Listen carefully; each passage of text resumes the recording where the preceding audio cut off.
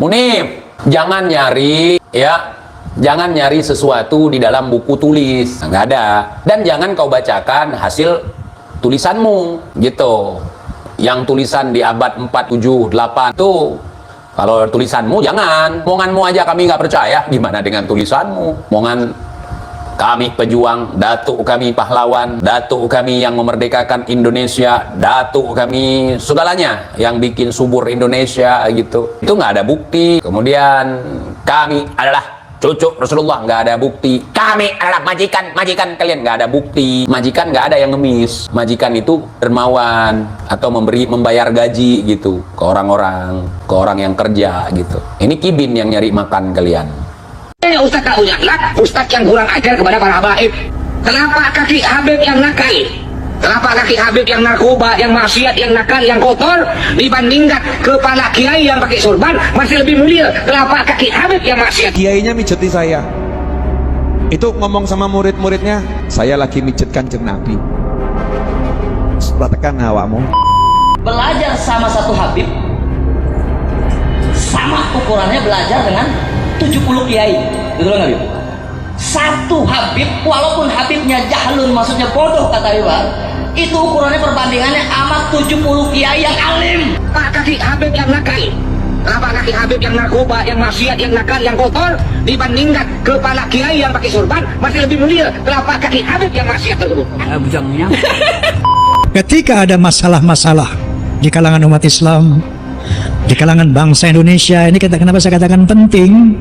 Karena ada indikasi-indikasi kaum Ba'alawi ini mau menghegemoni, mau menjajah Republik Indonesia. Contohnya dengan membuat kuburan-kuburan palsu.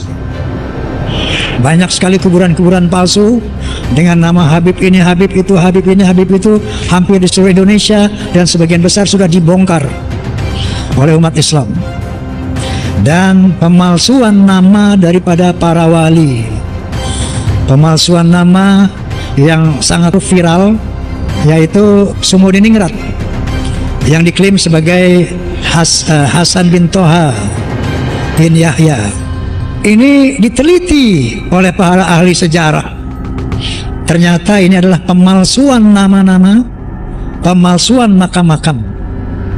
Kemudian ada klaim-klaim bahwa pahlawan nasional di Ponorogo adalah Ba'alawi, Imam Bonjol Ba'alawi, Tengku Umar, Tengku Cijitiro, semuanya Ba'alawi.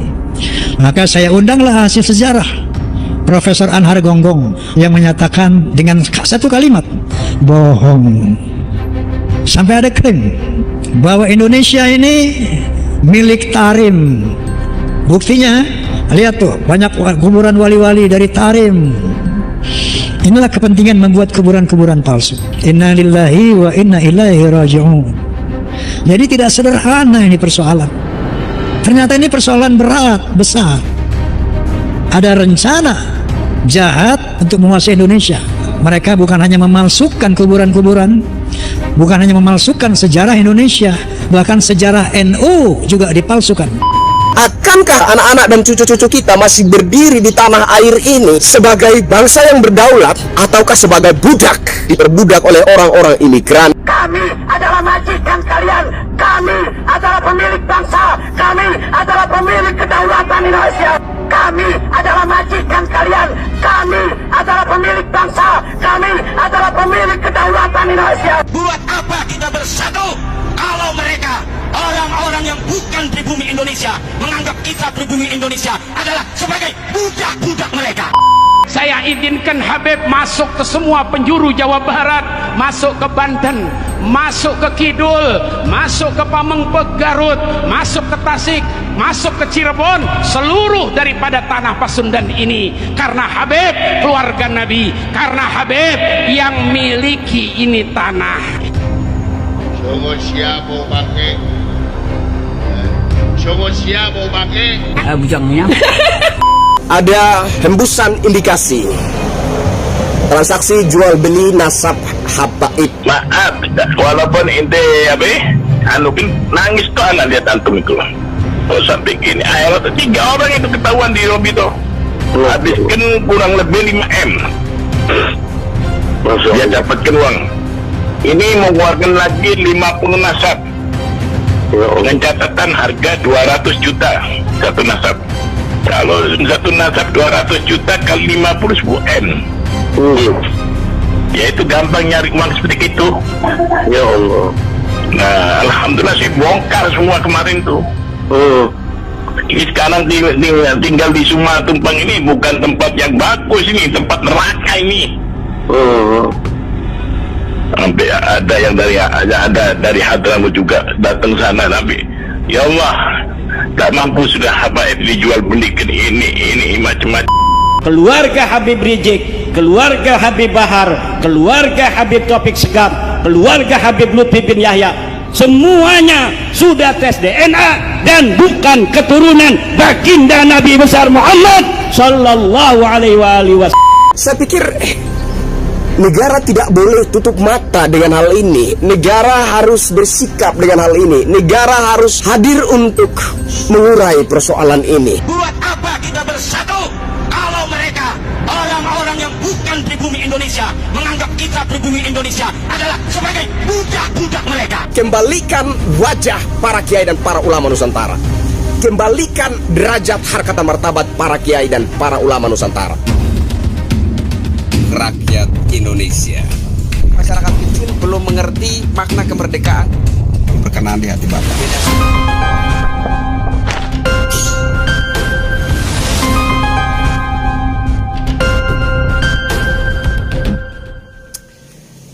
Assalamualaikum warahmatullahi wabarakatuh. Salam sejahtera, shalom, salve, om swastiastu, namo buddhaya, salam kebajikan. Jumpa lagi dengan saya Krisyanto Yen Oni, salam NKRI. Video kali ini saya tujukan kepada yang terhormat Presiden Republik Indonesia, Bapak Jenderal Prabowo Subianto. Salam hormat dari saya Krisyanto Yen Oni, rakyat jelata. Bapak Presiden yang saya hormati, pertama-tama saya berharap Bapak dalam kondisi sehat walafiat tanpa kekurangan sesuatu apapun. Amin. Bapak Presiden Republik Indonesia yang saya hormati, tentu saja ini terkait kisruh atau polemik pro dan kontra nasab Habib Ba'alawi. Mengingat bahwa persoalan ini sudah bergulir kurang lebih 2 tahun. Sehingga saya berpendapat bahwa negara semestinya hadir untuk mengurai persoalan ini. Satu tuntutan sederhana dari saya terhadap Bapak Presiden adalah mohon untuk supaya negara bisa mengembalikan marwah para kiai dan ulama-ulama Nusantara. Itu tuntutan dari saya, atau kalau saya perlunak itu adalah permohonan dari saya sebagai salah satu anak bangsa Indonesia. Mohon agar negara bisa segera mengembalikan wajah, harkat dan martabat, derajat para kiai dan para ulama Nusantara. Kenapa saya katakan begitu? Karena berkaitan dengan polemik nasab Habib Ba'alawi ini, pernah ada satu statement bahwa kejahatan semacam apapun yang dilakukan oleh seorang penyandang habaib, entah dia melakukan kejahatan, kemaksiatan, makan narkoba, mabuk-mabukan dan lain sebagainya, tetap telapak kakinya itu lebih mulia daripada sorban para kiai dan para ulama. Menurut saya ini adalah satu penghinaan yang sangat keji, satu penghinaan yang sadis sekali. Mengingat bahwa negara ini berdiri tidak lepas dari peran para kiai dan ulama, perjuangan para kiai dan para ulama Nusantara. Bahkan banyak dari pahlawan-pahlawan nasional kita adalah para kiai dan para ulama. Sehingga menurut saya negara tidak boleh tutup mata dengan persoalan ini. Saya mohon kepada Bapak Presiden agar supaya turun tangan mengurai persoalan ini. Secara pribadi saya agak sedikit kecewa, Bapak Presiden, tanpa mengurangi rasa hormat saya sejujur-jujurnya. Saya secara pribadi itu kecewa dengan pendekatan yang dilakukan oleh seorang utusan khusus Presiden yang bernama Raffi Ahmad mendatangi Habib Rizik. Konon tujuannya meminta petunjuk terkait cara hidup generasi muda bangsa Indonesia. Ini satu hal yang konyol menurut saya. Dan inilah dasar kenapa saya katakan saya kecewa. Karena kemudian muncul persepsi di masyarakat bahwa jangan-jangan ini ada kaitannya dengan polemik pro dan kontra nasab Habib Ba'alawi. Nah, kalau ini ada kaitannya, kesannya itu negara berpihak kepada para penyandang Habib Ba'alawi. Lantas di mana muka daripada para kiai dan para ulama Nusantara? Di mana negara mengingat jasa-jasa daripada para kiai dan para ulama Nusantara? Lalu kalau sekiranya Mas Raffi Ahmad yang menjabat sebagai utusan khusus Presiden ini mendatangi Habib Rizik sebagai representasi negara, bukankah ini menunjukkan kesan yang sangat jelas adanya keberpihakan negara terhadap para penyandang Habib Ba'alawi ini? Lantas di mana muka daripada para kiai kita? Di mana muka dari para ulama Nusantara? Nah, ini pokok persoalannya menurut saya, sehingga saya secara pribadi Kristianto Yunoni sebagai rakyat Indonesia, sebagai anak bangsa, memohon kepada Bapak Presiden agar ini segera disikapi dengan tegas, sebagaimana background Bapak sebagai prajurit Tentara Nasional Indonesia. Tidak bisa kita ragukan nasionalisme seorang prajurit Tentara Nasional Indonesia. Nah, ini kemudian menjadi pertanyaan, di mana nasionalisme Bapak Presiden kita yang backgroundnya adalah seorang prajurit Tentara Nasional Indonesia. Jadi Bapak Presiden yang saya hormati, saya mohon sekali lagi agar negara hadir dalam mengurai polemik ini. Saya pikir negara juga tidak boleh tutup mata, ya, karena fenomena ini sudah sangat keruh. Saya katakan sangat keruh karena negara terkesan membiarkan, mendiamkan, mengabaikan ajaran-ajaran yang lucu, ajaran-ajaran yang berbasis halusinasi yang disebarluaskan, yang sumbernya adalah para penyandang Habib Ba'alawi ini. Dan kemudian juga ada hembusan indikasi transaksi jual beli nasab habaib. Saya pikir negara tidak boleh tutup mata dengan hal ini. Negara harus bersikap dengan hal ini. Negara harus hadir untuk mengurai persoalan ini, karena bagaimanapun juga ini jelas menyinggung sendi-sendi pertahanan bangsa.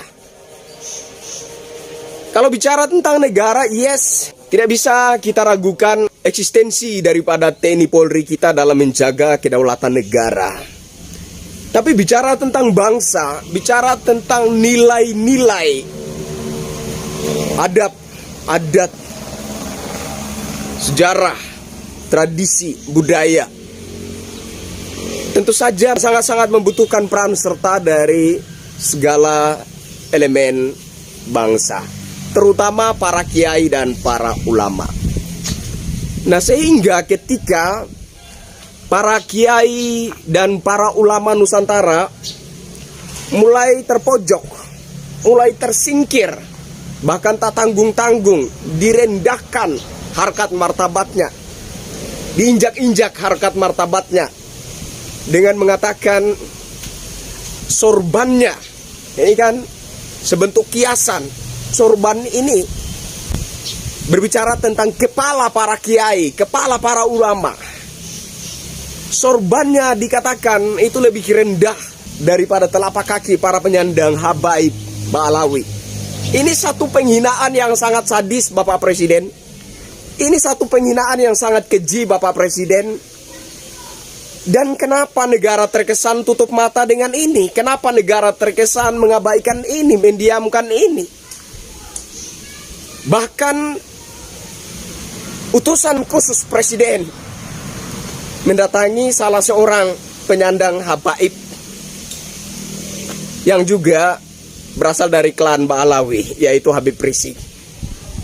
Kenapa? Lalu siapa yang akan mengembalikan muka daripada para kiai dan para ulama Nusantara? Lalu siapa yang akan meninggikan derajat, harkat dan martabat para kiai dan para ulama Nusantara? Sehingga sekali lagi, saya Kristianto Yen Oni, sebagai rakyat, sebagai salah satu anak bangsa, datang di hadapan Bapak Presiden melalui video ini memohon kepada Bapak untuk segera negara hadir, mengurai persoalan ini, kembalikan wajah para kiai dan para ulama Nusantara, kembalikan derajat, harkat dan martabat para kiai dan para ulama Nusantara. Saya kira sekian permohonan yang ingin saya sampaikan kepada Bapak Presiden Republik Indonesia Jenderal Prabowo Subianto. Semoga ini didengar dan segera disikapi dengan tegas dan bijaksana. Tunjukkan kepada kami bahwa Bapak Prabowo Subianto merupakan seorang nasionalis sejati, jiwanya merah putih.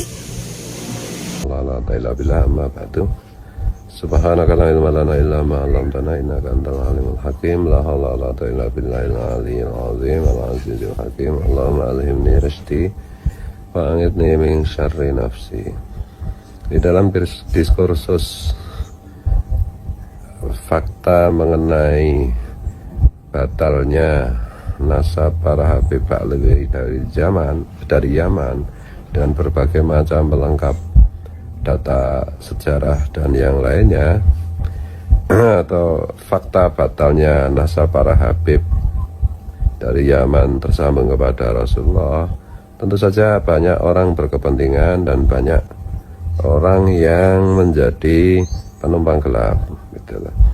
Kalau berangkat dari apa yang saya alami sendiri pada 2 tahun yang lalu, setelah saya memberikan banyak kritik kepada perilaku Habib yang menyimpang dari ajaran Islam, seperti yang dilakukan oleh Rizik Syihab dan yang lain-lain, dan membahayakan Pancasila karena mereka mau membuat NKRI bersyariah, negeri berkhilafah.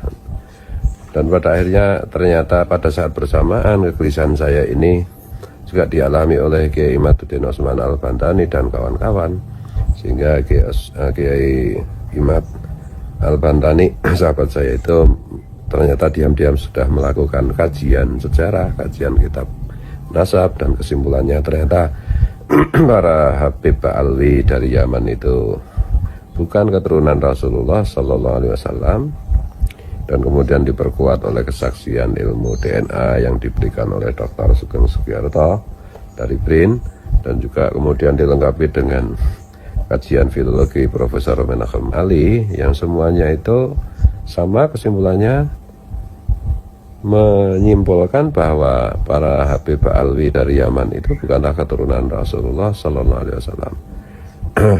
Dan tentu motif kami, orang-orang yang mempunyai kegelisahan yang sama mengenai pentingnya menjaga Pancasila, karena dengan menjaga Pancasila sekaligus juga menjaga Bhinneka Tunggal Ika, itu artinya kita sedang menjaga bangsa dan negara kita di masa-masa yang akan datang gitu. Nah, jadi concern kami di situ. Jadi bukan sekedar nasab Habib itu palsu atau tidak palsu, tetapi kepalsuan nasab Habib Ba'alwi dari Yaman ini kita ungkap karena mereka menggunakan klaim nasab mereka sebagai keturunan Rasulullah SAW itu untuk merusak Islam dan merusak bangsa dan negara gitu. Nah, tentu saja diskusi ini karena mendapat sambutan yang luas, apalagi setelah Guru Gembul, kemudian Bang Haji Roma Irama juga ikut mengangkat, juga channel-channel semuanya, baik yang channel-channel besar maupun channel-channel yang kecil gitu. Itu sampai hari ini hampir 2 tahun diskursus ini di medsos terus-menerus bergema, terus-menerus konten-konten itu mengalir, dan di alam offline di masyarakat diskusi-diskusi itu masih terus-menerus berjalan, baik yang tercermin dari grup-grup WA maupun pembicaraan-pembicaraan di warung kopi, di warung angkringan, di gardu ronda gitu.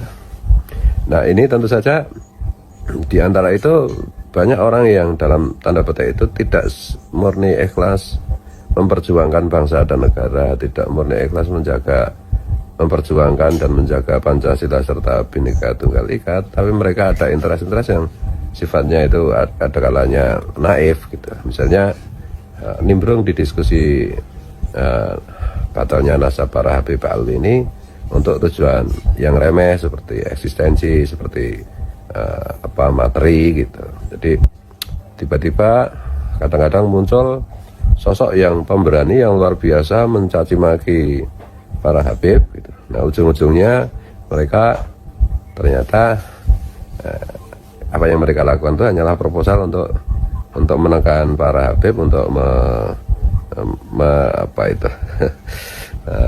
meminta uang gitu, meminta sejumlah uang dan yang lain-lain gitu. Kemudian ada juga yang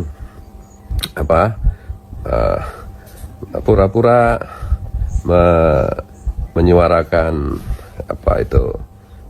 kesetaraan, tapi sebenarnya mereka punya agenda yang berbeda. Misalnya sekelompok orang Wahabi yang punya agenda untuk membuat citra buruk dan merusak ajaran Ahlus Sunnah wal Jamaah. Mereka mengatakan bahwa Habib ini bagian dari Ahlus Sunnah wal Jamaah gitu, padahal kan bukan gitu. Dan juga orang-orang yang tidak suka pada NU gitu, benci pada NU gitu, itu mereka menumpangi isu nasab ini untuk membuat citra buruk kepada NU. Dan konyolnya lagi, ada beberapa tokoh NU bahkan sekelas Rais Ngam itu pun dengan membabi buta itu membela kepalsuan nasab para Habib ini. Nah, ini menjadi pintu masuk atau celah para pembenci Nahdlatul Ulama untuk menyerang NU dengan berdalih palsunya nasab para Habib ini. Dan juga orang-orang yang membenci tarekat gitu ya, karena para Habib ini juga merusak tarekat yang semestinya yang benar. Tarekatnya para ulama yang sudah masyhur seperti tarekatnya Syekh Abdul Qadir Al-Jilani dan yang lain-lain itu.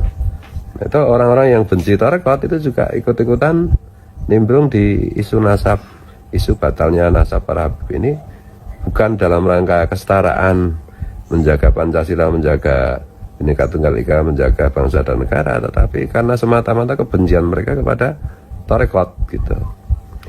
Nah, tentu saja masyarakat luas, karena saya selalu mengatakan bahwa masyarakat luas itulah sebenarnya alat Tuhan untuk menyampaikan, menegakkan kebenaran.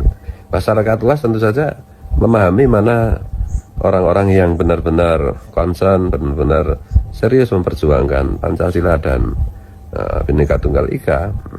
Dengan salah satu caranya adalah membongkar palsunya nasab para Habib Alwi dari Yaman, sekaligus juga membongkar asal-usul sejarah mereka sampai di Indonesia, yang mana ternyata adalah mereka itu alat kolonial Belanda untuk menjajah bangsa Indonesia, untuk menghancurkan reputasi para ulama yang melawan penjajahan gitu, untuk menghancurkan perjuangan bangsa Indonesia melawan penjajah gitu. dan seterusnya. Jadi pada intinya yang pengen saya sampaikan di vlog ini ya, kita nggak usah bingung gitu. Ada tokoh mencela-mencela, kadang pro batalnya nasab Habib Alwi, kadang tiba-tiba mengatakan nasab Alwi itu soheh, atau bahkan ada yang membela nasab Habib Alwi, mereka mengatakan soheh sah, padahal mereka sebenarnya tahu bahwa nasab Habib Alwi ini tidak soheh, alias batal, alias mardudun, atau alias tertolak itu. Tapi mereka tetap membela Habib Alwi ya karena kepentingan duniawi ya gitu. Karena sifat pengecut mereka gitu. Tidak mengatakan yang benar, mereka tidak berani mengatakan yang benar, tapi mereka mengatakan apa yang menguntungkan diri mereka sendiri atau kelompoknya. Ini banyak yang, ada yang gus, ada yang tuan guru, ada yang ulama, ada kiai, ada ajengan, ada tuan guru. Tapi seiring dengan waktu semuanya ini pasti akan dimusnahkan oleh Tuhan semesta alam yang maha kuasa. Nah, ini kebenaran itu ketika sudah datang, sudah didatangkan Tuhan, maka tidak bisa dibendung. Ibarat bola salju akan semakin membesar. Harus kesadarannya, bola saljunya itu kayak ibarat diumpamakan sebagai kesadaran publik, kesadaran umat, kesadaran masyarakat. Nah, ini akan semakin lama akan semakin membesar gitu. Dan siapa yang tidak ikut akan tergulung. Menggerakkan buzzer, mencaci maki ulama, mencaci maki habaib, menghina-hina ulama, menghina-hina habaib. Sekarang di mana-mana dia dihina oleh rakyatnya, di mana-mana dia dicaci maki, di mana-mana boroknya dibongkar habis-habisan. Betul? Kita tanya pengetahuan agama orang-orang itu dibandingkan dengan Kiai Wahid Hasyim. Itu saja. Kita tanya kedalaman ilmu mereka dibandingkan dengan Kiai Asad Syamsul Arifin, Kiai Haji Ahmad Siddiq. Apa mereka akan merasa lebih halim dari orang-orang yang saya sebut tadi? Akibat perilaku oknum-oknum yang katanya habaib, namun dinilai cukup meresahkan umat, membuat sebagian masyarakat mulai resah dengan ceramah-ceramahnya yang tak memberikan kesejukan. Yang ada malah mengadu domba umat dengan pemerintah yang mereka anggap zolim. Atas peristiwa ini tak sedikit umat yang mengadu kepada ulama-ulama besar seperti Buya Yahya. Buya Yahya sangat menyayangkan bila ada orang-orang yang bergelar habaib namun selalu mengadu domba umat dengan ceramahnya yang penuh caci maki. Beliau mengingatkan umat untuk lebih berhati-hati dalam memilih bergaul.